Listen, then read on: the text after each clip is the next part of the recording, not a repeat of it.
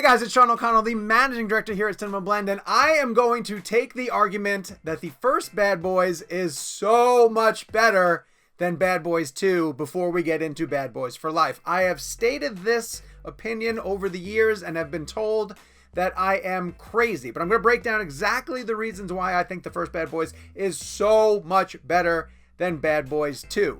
Before I begin, do me a favor, go down, hit subscribe, turn on your notifications. Every time that we post a video like this on CinemaBlend's YouTube page, we want you guys to come and debate us in the comments below and enjoy the videos that we post for you on the regular. Now, maybe this idea isn't as far-fetched as I think. It's just over the years, every time that I've said that I love the first Bad Boys more than Bad Boys 2, I honestly get weird stares from people. And so I went and checked, and on Rotten Tomatoes, both of the films starring Will Smith and Martin Lawrence have 78% audience grade. So maybe this view isn't as bizarre and weird and far-fetched as is went to believe, but I'm going to say that for the purpose of this video, I'm going to defend Bad Boys and kind of throw Bad Boys 2 under the bus, or at least under that big truck that drops cars behind it as Will Smith and Martin Lawrence are chasing after it. Well, these dudes is off the chain! The first reason why I will always argue that Bad Boys 1 is better is because it's shorter.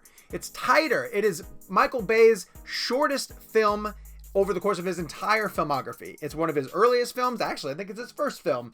And he was still figuring out how to become an action director. And ever since the point that he jumped into the Hollywood pool with Bad Boys, his movies have gotten longer and longer. From The Rock into the Transformers franchise, even by the time he got around to Pain and Gain, his movies were well over 2 hours, and I would argue that Bay needs an editor to often tell him when to dial it back. Because Bad Boys, the first movie, runs like a freight train. It's constantly propelling itself from one action set piece to the next. They're stylish, they're not overblown, and it's a problem that we're going to run into as we get to talk about the second film.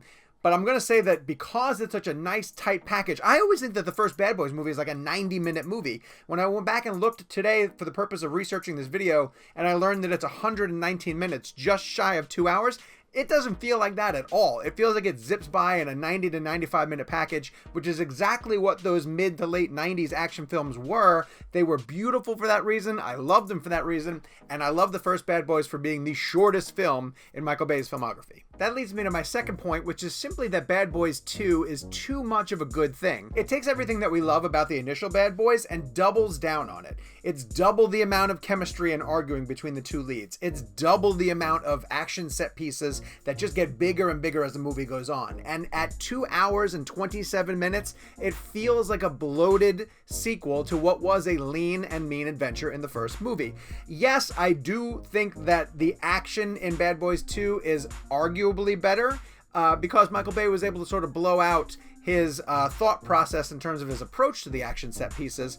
And no one's going to debate the fact that the best action that we've seen on screen in a Bad Boys film to date is the chase scene through Miami that ends up on the famous long bridge that extends through the water, where the criminals are dropping cars on Will Smith and Martin Lawrence and all of the police officers as they go through this incredible chase. But even that chase falls victim to the fact that Bay doesn't know when to stop. It just keeps going and going. Far longer than the bridge could have even gone, and to the point where cars are not only dropping on top of people, but they're getting dragged behind it in chains.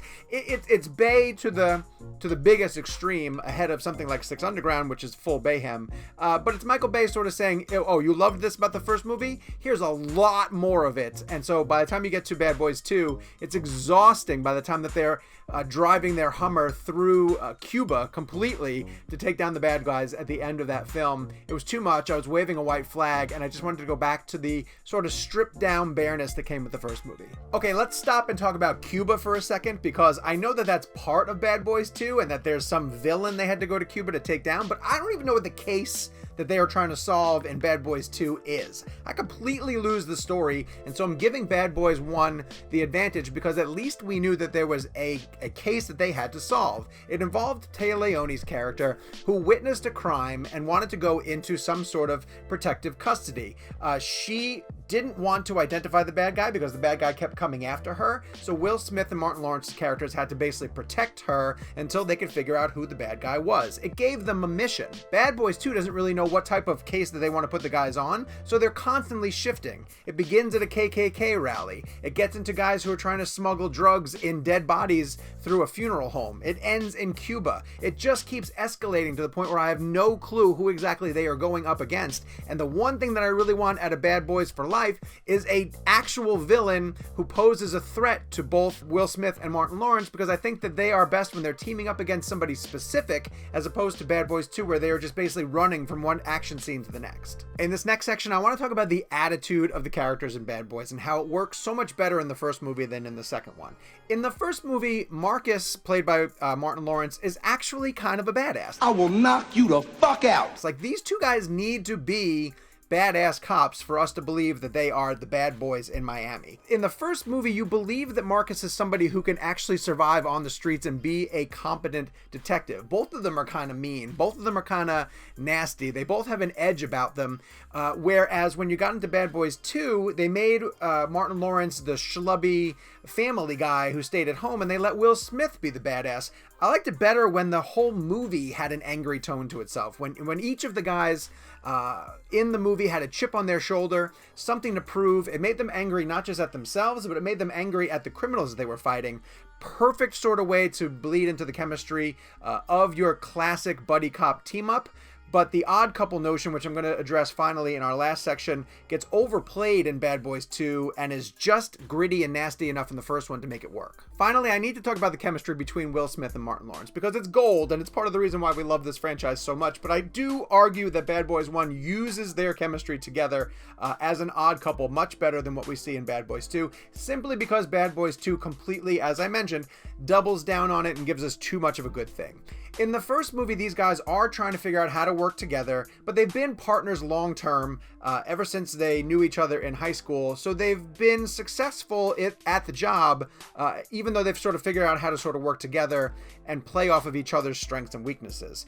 In the second movie, Michael Bay, in an attempt to be funny, leans way too hard into the emotional side of their coupledom almost, and leans really heavy into the odd couple nature of them, to that point where Martin Lawrence in the second movie stops being a cop and really does become this guy who wants Will Smith to sort of get in touch with his emotions, stop firing guns so often, and let's try to talk to the bad guys. It's a joke that gets used in the trailer for Bad Boys for Life, and it makes me fear that maybe the characters haven't evolved quite so much from Bad Boys 2, but there's a lot more sort of home life of Martin Lawrence's character in the second one, which makes him seem very sentimental, very emotional. He quite often doesn't want to be in the middle of the action, and that's not a drastic departure from the character that we met in the first Bad Boys, but it makes him less of a cop and more of an anchor to Will Smith's badass sort of detective, and almost sort of drags down the relationship that the two of them have together.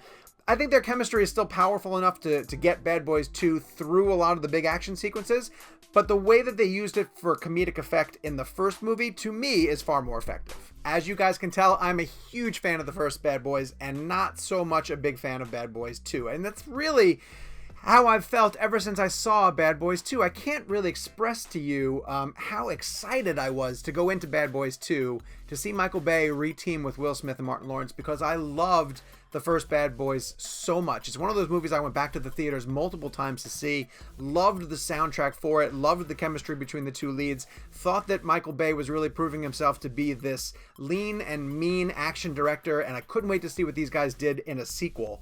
I remember the crushing disappointment that fell on top of me watching Bad Boys 2 as this movie just kept going on and on and on, losing its way in the story and just becoming a bloated example of what not to do with these characters. I'm desperately hoping that Bad Boys for Life puts this franchise back on track, and we're going to be able to find out soon enough. But tell me, am I completely wrong? I mean, do you guys think the Bad Boys 2 is far superior to the original film that kicked the franchise off? Or do most of you guys agree with me that the lean, mean first Bad Boys film is better than its sequel? I want to hear from you guys now. Go down to the comment section and let me know where you stand in the debate, the age-old debate between Bad Boys 1 and Bad Boys 2, and how excited are you to see these guys get back at it one more time in Bad Boys for Life. While you're down there, of course, do me a favor, hit subscribe, turn on your notifications. I want to make sure that you guys keep up to date with every video that we put on CinemaBlend's YouTube page, and that's the best way for you guys to be notified when we post new stuff here on the page.